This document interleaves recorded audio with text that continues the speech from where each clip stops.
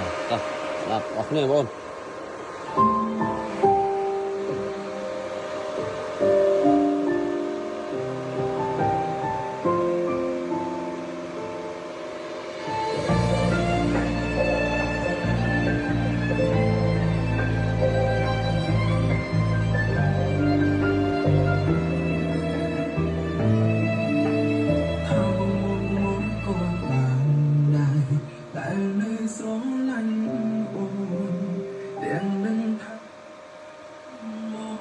បងឈឺចាប់គុណ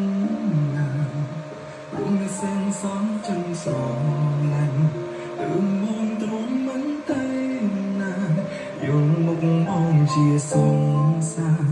កុំបែកគ្នាបានទេថាបងងីងើក៏បានដែរតែនៅចំរឿងកំឡងសាច់រឿងស្នេហាអូនមកហើយឆ្លងគ្រប់បញ្ហាមនុស្សពីរនាក់ធ្លាប់ស្រឡាញ់គ្នាពេលរងងារមិនទៅណាតែពេលនេះរៀងណាទុកសង្សារដូចនាងដតីថាបងងងក៏បានដែរខូចមិនអងចិត្តអោយនៅខូចអូនគុំឲ្យទៅតែវាគ្មានផ្លូវ